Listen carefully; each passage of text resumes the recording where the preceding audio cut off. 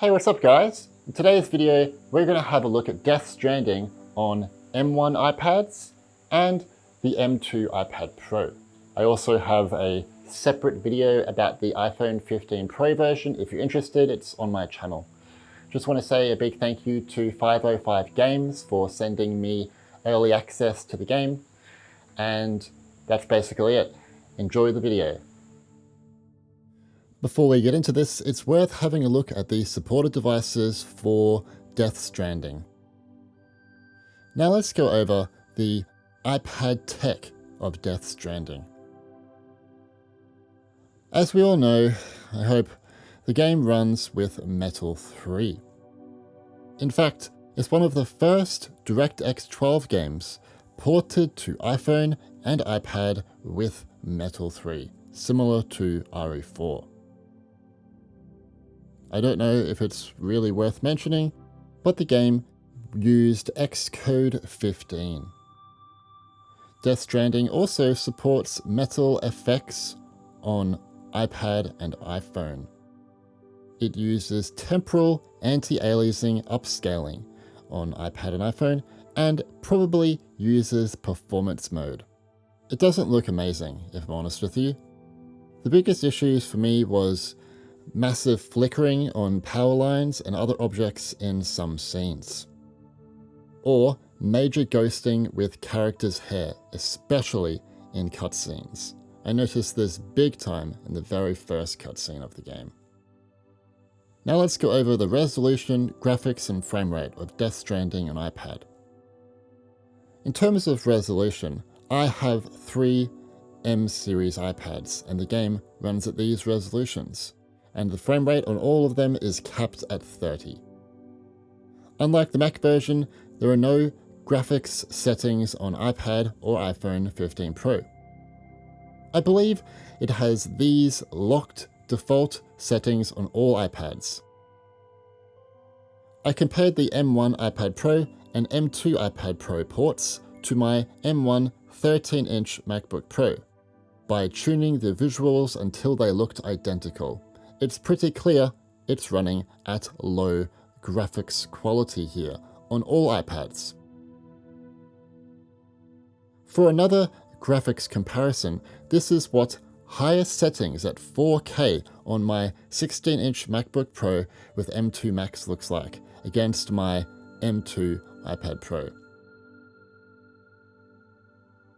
Death Stranding is the largest mobile game ever in terms of file size. The full file size is 54GB on iPhone and iPad compared to 77GB on Mac. Size may vary on your device. What's annoying is that you can't install the game in the background or when your iPad is turned off. It will only install when the app is open. Apple needs to include a way to download games in the background as iPads become very hot being on for ages during install. Death Stranding is a universal app between iPad, iPhone and Mac, and it also has iCloud backup support between all these devices. You're playing an iPhone running through somewhere, you jump onto an iPad, you're still running through that same location. That's basically the gist of it. Control options. First, touch controls. The game uses a virtual controller, same as RE4 and RE Village. It sucks.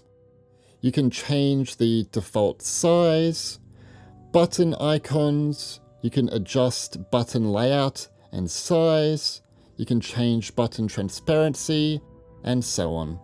It's just not good. It's overwhelmingly hard to use, especially on these iPads with their larger displays. Traditionally, this game is best played on a controller. It's all about holding and timing, and trying to quickly press LT or RT on screen while moving around or holding your breath. It's kind of not possible in some circumstances. It's just not good. But maybe some of you can get used to it. It's just, The virtual controller gets in the way of menu interaction too, and all the buttons are just super overwhelming. Like, what's going on here? And it just looks bad. So thankfully, the game has full controller support, with rumble vibration, and on DualSense controllers, it has haptic feedback and adaptive triggers. I've been asking for this on a game for so long. Thank you so much. It's just awesome. It's also cool that the controller UI changes depending on your controller. For example, here I am using an Xbox Elite Controller Series 2, and now I've just switched over to a PS5 DualSense controller, and it just changes straight away. You don't have to restart the app or whatever. It's also great to play with a controller and an iPad stand. That's a good way to play the game as well, just pretty chill, and you can sit back on a couch or play it on a desk. It's nice. The game is supposed to have full keyboard and mouse support. Keyboard support is great, perfect, but there is a major issue with mouse support. When you click, the touch UI appears. I tried disabling perform touch gestures, as this is what Feral Interactive recommends with their iPad games with mouse and keyboard support, but it didn't fix the problem here. I hope this can be fixed ASAP, as it's really exciting to finally see another big modern AAA game have this feature on iPad, because most games just don't have it, and it's really cool. Some of you might consider playing this game on an external display for a more console or PC experience. This would be a good idea if the game supported full screen mode for external displays. Instead, it's just mirroring your iPad. Now yes, M1 and M2 iPads do support full screen apps for external displays, so maybe this can be added in the future. Still, it's not a terrible experience playing this way, especially with a controller. It's okay. It's just a little bit awkward. It would also be kind of cool if you're playing with a mouse and keyboard, if mouse support actually worked, but it doesn't. Now let's go over the performance of Death Stranding on iPad. Before we get into this, it's worth noting 505 Games have provided me with a test flight build of Death Stranding Director's Cut, which allows me to utilize the Metal Performance HUD. I'm also recording this footage with an external capture card. First, let's have a look at both my iPad Air 5th Gen and iPad Pro 11-inch 3rd Gen, both powered by Apple M1. As I said earlier, the game runs at 1554 by 1080 on my iPad Air and 1546 by 1080 on my iPad Pro 11-inch. Both have Metal effects enabled, a 30 FPS cap, and locked custom graphics applied. It's worth noting, I only tested about 2.5 hours into the game on both devices, but much of the gameplay is similar here, involving cutscenes, more cutscenes, exploring the open world, encounters with beached things, is that what you call them in this game? Or gas bags, or BTs, and having sexy showers. Obviously, there is much more on offer here, but these are the type of sequences that I'm showing here to show average performance. For once, it would seem that dooms and BBs are a good combination.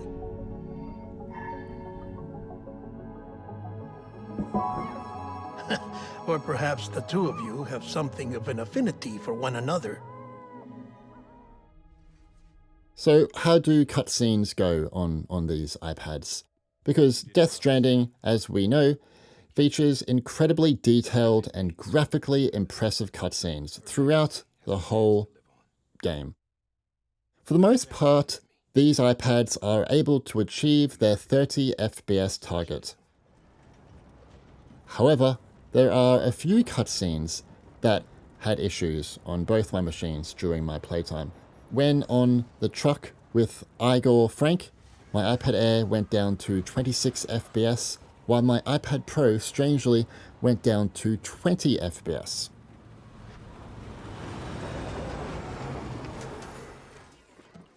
After cremating Bridget Strand, the president woman, and encountering the BTs again, it was a similar situation.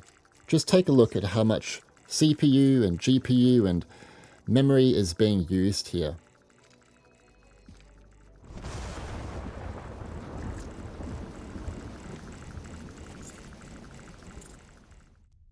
One cutscene in my private room saw poor results on my iPad Pro, going down to 18 FPS.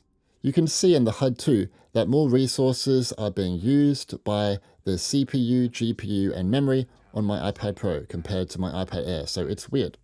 If you watched my iPhone 15 Pro video of this game, you may remember this scene crashed on that device 3 times in this scene, so hopefully Kojima Productions can look into it.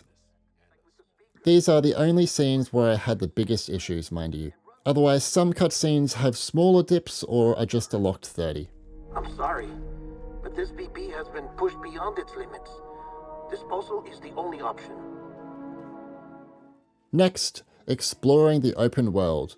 Unlike iPhone 15 Pro, it mostly hits the 30 FPS target on M1 iPads. It's definitely not perfect, but it's a lot better than the iPhone. On my M1 iPad Pro, when running through this location, it dropped into the low 20s. On my iPad Air, I had some micro stuttering right at the start of the game on my way to Capital Knot City. That was much of the extent for me. Thankfully, the stuttering doesn't happen too often, but when it does, it's definitely noticeable and unpleasant.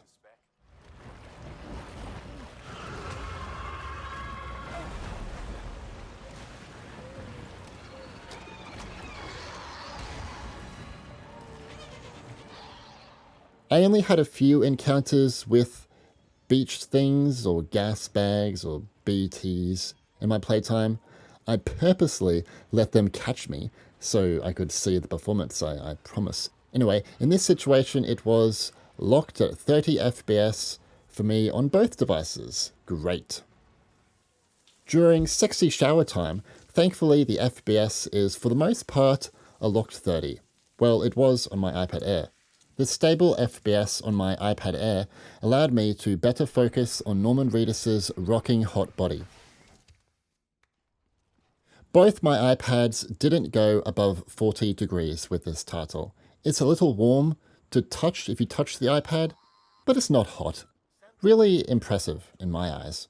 I also did a 1.5 hour battery test starting at the beginning of the game until the first encounter with the gas bags on both iPads.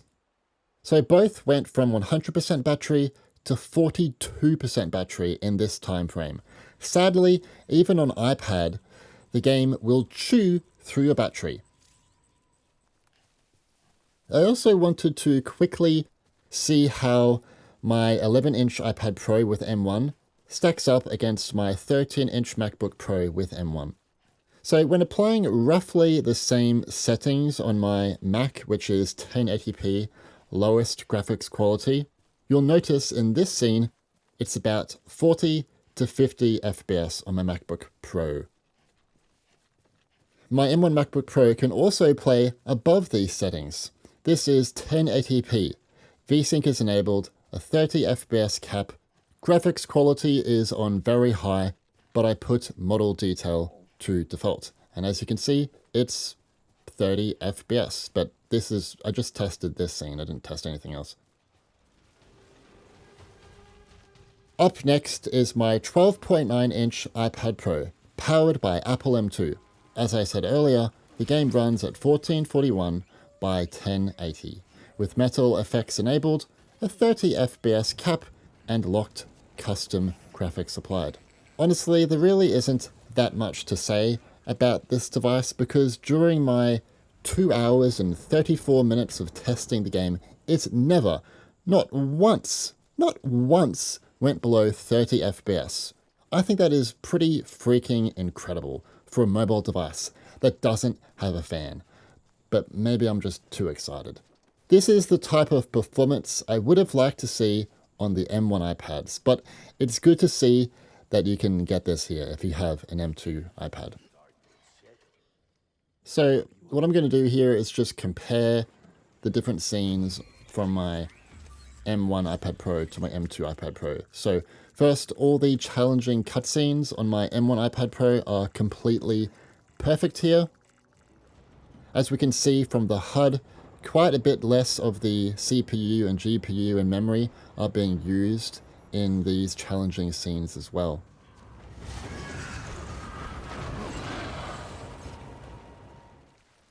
Exploring the open world, not a problem. Not a problem in the world, just a locked 30.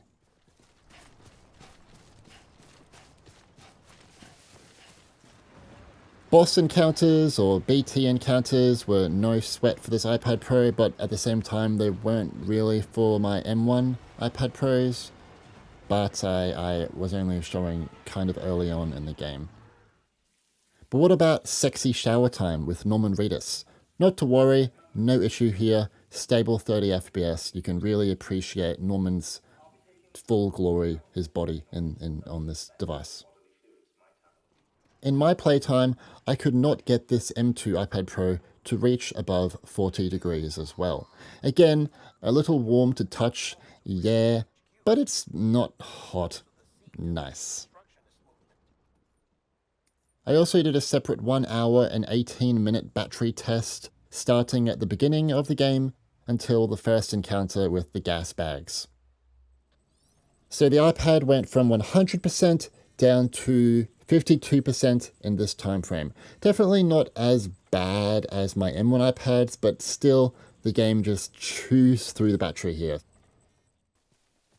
I also wanted to see how my M2 12.9-inch iPad Pro stacks up against my M2 15-inch MacBook Air and 13-inch MacBook Pro. So when applying roughly the same settings on my M2 Max, 1080p, lowest graphics quality, you'll notice in this scene it's a locked 60 FPS on my M2 MacBook Pro, while my MacBook Air is unable to match the 60 FPS target. This is because, unlike the MacBook Pro, it doesn't have a fan and becomes extremely hot after long play sessions. My M2 MacBook Pro can also achieve 60 FPS at 1080p, medium settings, thanks to Metal Effects Temporal on Balanced, unlike my MacBook Air, which can't achieve this performance. I wanted to show these comparisons as it may give us some insight into why the M2 and even M1 iPad versions of Death Stranding are running at lower settings and 30 FPS. Playing above 30 FPS on iPad Air is bound to cause thermal throttling, same as my MacBook Air, due to thermal limitations of passively cooled devices.